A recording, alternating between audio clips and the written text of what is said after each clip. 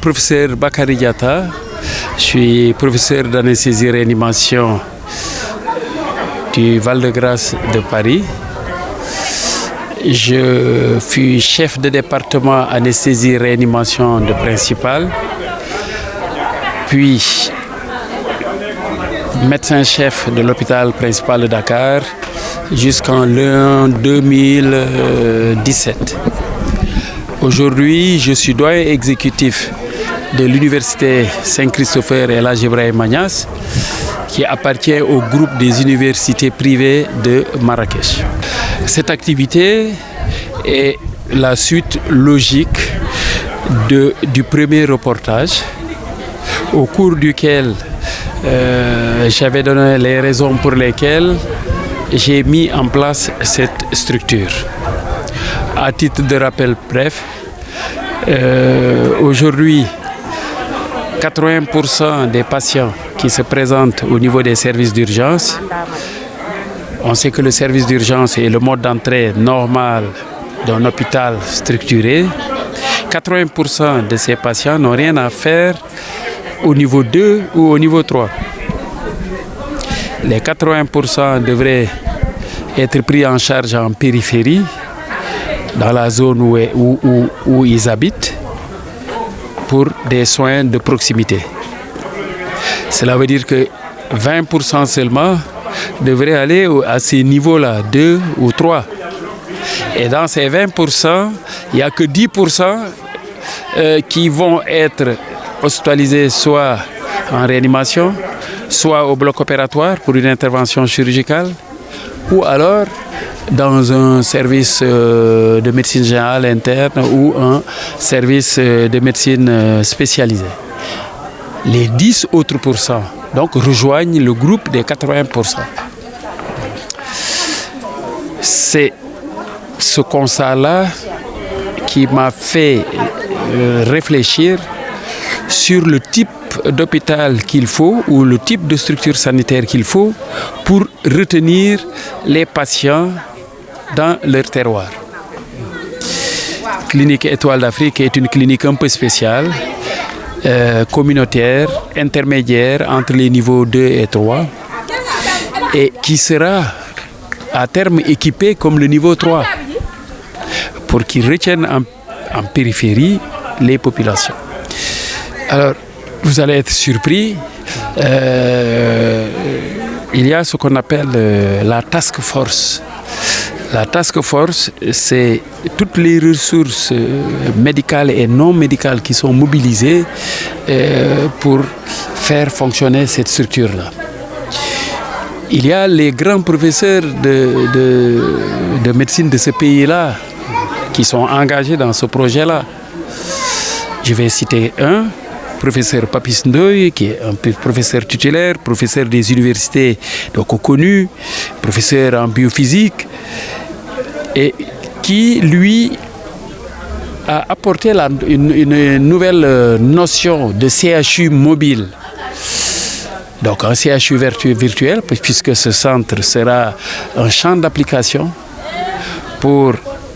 les paramédicaux, pour les étudiants en médecine, avec des objectifs précis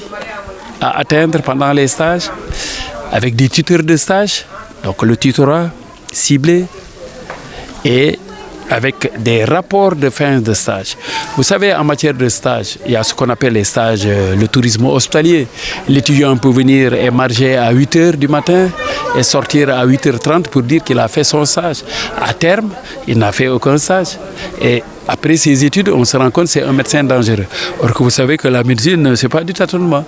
La médecine est très exigeante. C'est d'abord un savoir, donc au plan théorique, un savoir-faire, il faut être manuel.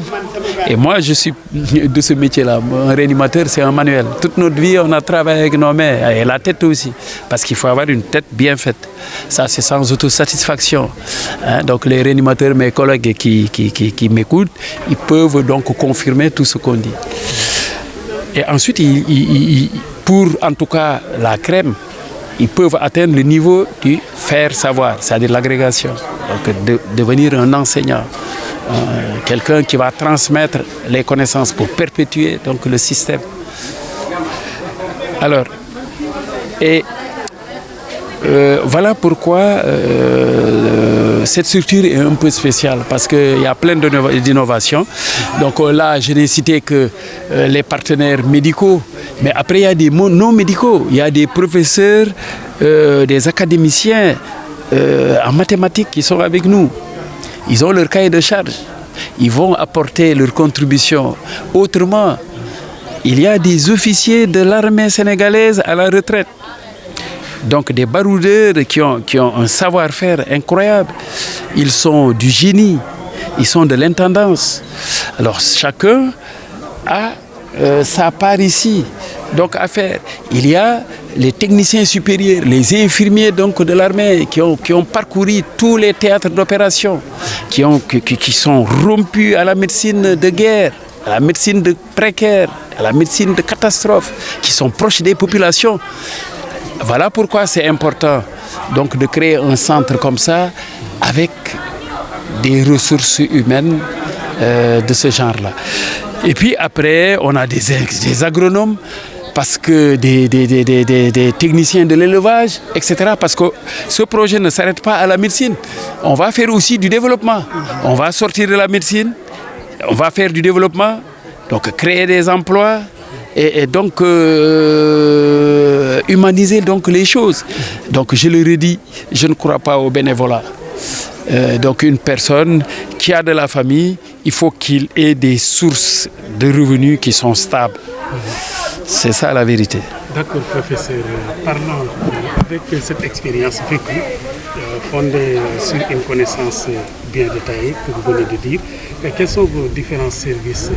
que vous comptez offrir pour participer au bien-être des populations de l'Inde? Alors, moi, je tiens tout de suite à dire, en matière de soins, il ne devrait pas y avoir de discrimination. On va faire de la qualité.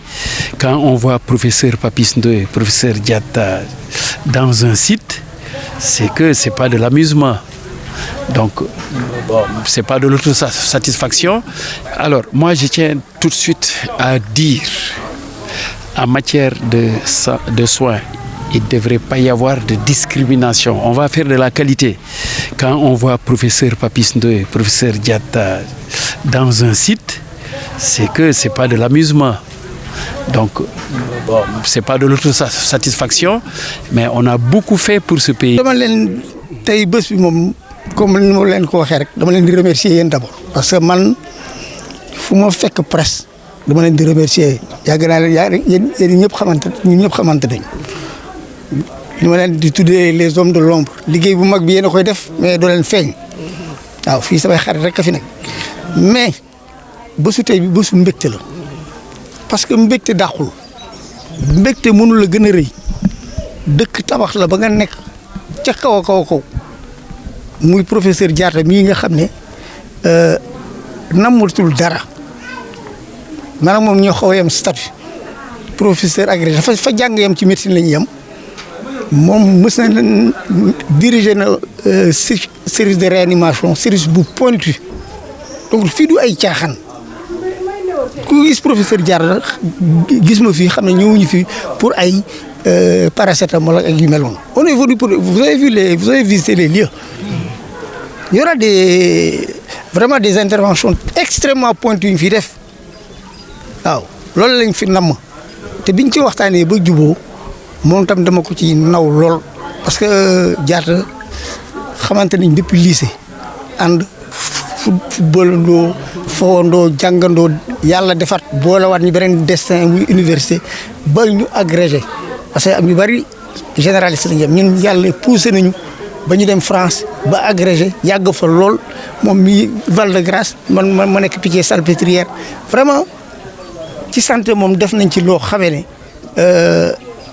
suñu collègues yi ñu xam dëgg tey xam naa ne lu ci bari ñu ci bari dañ jege si donc centre bi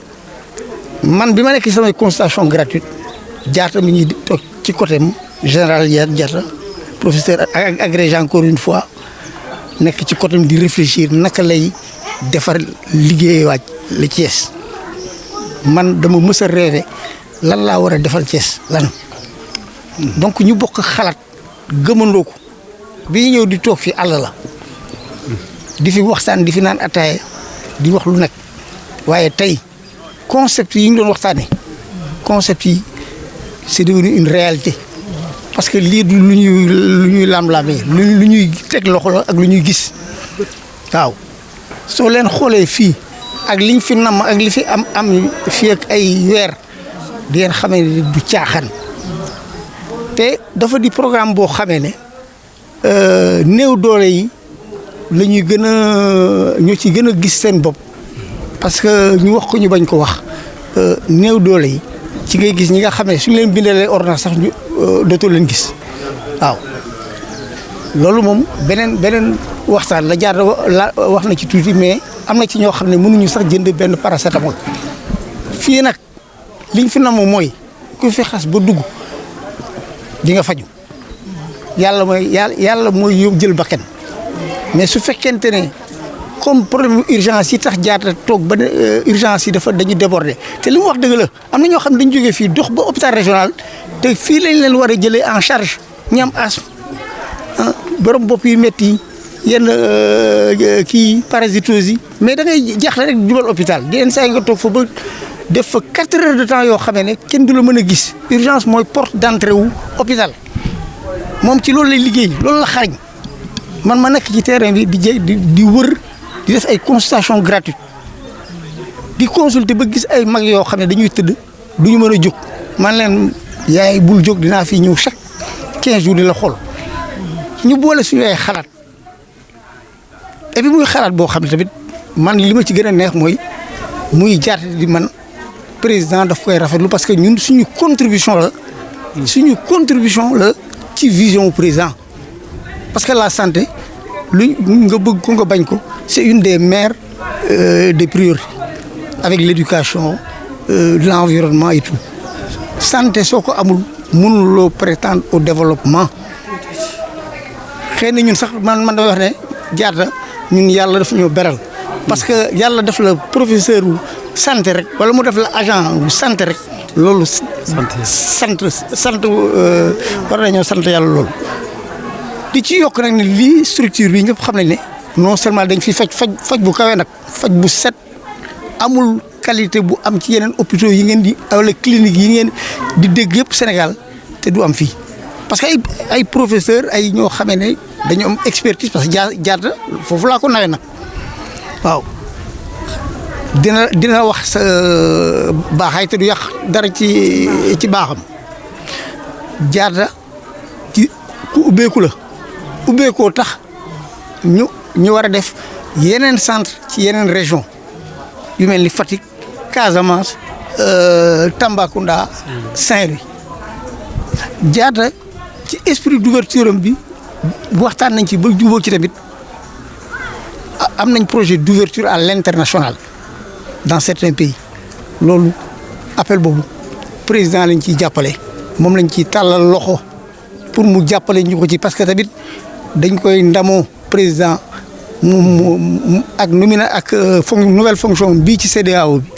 mandat bu rëy mandat bu mucc ayib lañ ko yéene te dañ ci dugal suñu loxo ci li nga xam ne ñun ñoo ko moom donc daal vraiment encore une fois di leen remercier di remercier ñi personnel bi nga xamee nag bi ñuy lancer affaire bi ne tey dañuy def benn parce que bala ngaa stable dëgg jël sa vitesse de croisière il faut nga tâter le pouls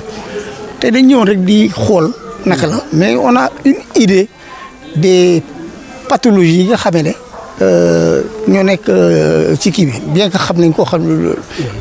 mais dalal seen xel ne li ñuy faj ci hôpitaux yi ak cliniques yu moderne yëpp dina am fii loolu moom suñu wax la incha allahu rabbi formé fi nag ay sages-femmes recapacité leen ku ci amul dara ku ci seen niveau xaw a faible amul complet dañ lay former ba nga taxaw infirmier sage-femme matrone agent communautaire parce que le projet il est communautaire vraiment jege trop population bi te ku wax formation wax emploi tamit nekkaat beneen priorité ci vision président Macky Sall donc loolu la ñu mënoon wax ci lu gàtt te defe naa ne waxtaan bi du fi yam parce que ñun ñëpp dañuy soog a démarrer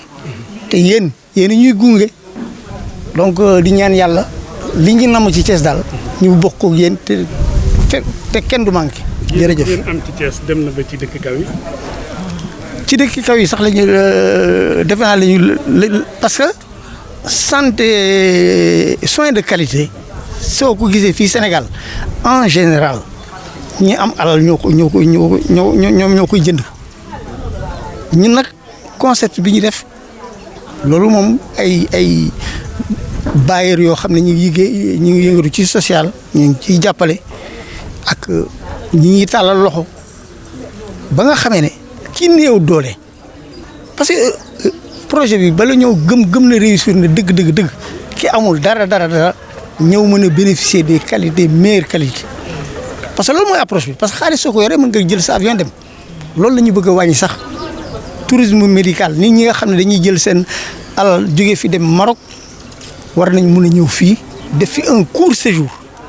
Pourquoi un court séjour? Parce que li ñu boole suñu xalaat ak li xam-xam li fi nekk ci xam-xam ak expérience mën nañu raccourcir délai wu bi ñu lay hospitaliser fii bu pare di la fekk sa kër di la yeggali defal soins yi à domicile. voilà jërëjëf. Diatta man nag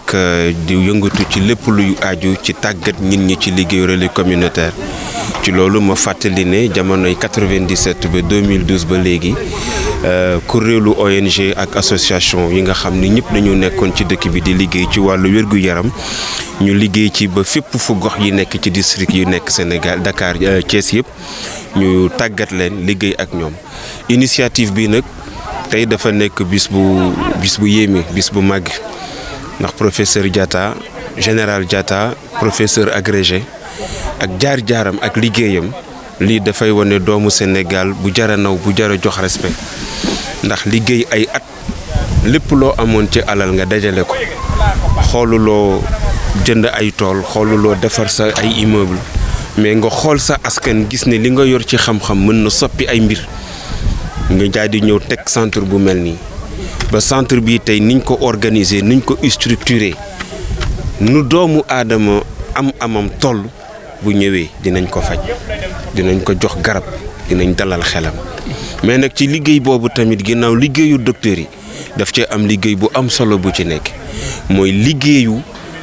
acteurs communautaires yi relais communautaire ci waxtaan ak nit ñi ci yee leen ci wér-gi-yaram loolu nekk ci sama liggéey ma ànd ak ay mag yu mag ay nijaay yu ko mat muy seen jaar-jaar muy seen xam-xam muy seen doxalin ci askan bi liy wane ne am na doomu sénégalais yoo xam ne Sénégal war na am fierté ci ñoom. xam nga li ci gën a yéeme professeur daf maa xamal ne njàngu médecine juróom-ñaari at projet colonial la woon ngir tubaab yi retardé africain yi ñëw raw leen tuuti loolu ñu jël ko saxal ko fi ba léegi waaye ginnaaw loolu. ñun ñi nga xam ne toll nañu ci benn niveau li professeur gën a bëgg mooy mbirum wér-gu-yaram d'abord ci lu mu njëkk a taxaw mooy diagnostic bu jaar yoon bu ñu diagnostiqué ba moo tax bâtiment yi ngeen di njëkk a gis mooy saalu diagnostic yi ci topp traitement la bu ñu paree gis nga nit ki day topp yoon bi ñibbi këram dem yoonam ba tax na tey jii ci wàllu capacité ñooñu dinañ leen former ci lu ñu tuddee développement personnel mooy nit ki mën a xam boppam former leen ci communication ci nan ngay jëflanteeg nit ku jaaxle nit ku sonn sànq gis nga fi yenn xale relais ndaw si dafa dugg ànd ak xale mais gis nga agent bi dafa ñëw rek fabal ko xale bi di faw ak moom dalal xelam gunge ko bu loolu weesoo tamit mooy nit ki ñibbi këram jox ay directives dinañ ko topp xool naka la dundee loolu ci biir këram ndax hygiène baa nga fa sanitaire yi ndax respecté nañ ko ndax normes yi respecté nañ ko loolu dafa nekk liggéey bu am solo yoo xam ne relais communautaire yi lañ koy dénk formation boobu ñu jagleel moo ko jàpp naa ne dafay jouer rôle bu am solo centre yu mel nii nag dafay tax soxlaatul nit ñi di dem régional pour bëñ bu yànq di dem régional ndax tànk centre yi mën nañu gérer loolu ba hôpital yi léegi li ci des ñoom centre yu mag yi ba fii mu nekk yàlla dimbali nañu dinañ ko mën a décentraliser ci 6 zones Kaolack ci la bokk ak yeneen dëkk ba bu ñu demee ba gis doxalin bi ñun pare nañu pour wecc ko ñëpp ñu ko soxla waaye laataa ñuy pare fii Sénégal sax am na réew yu ñu tàllal ñu loxo ne ñi ñoom ànd nañu ci doxalin bu mel nii.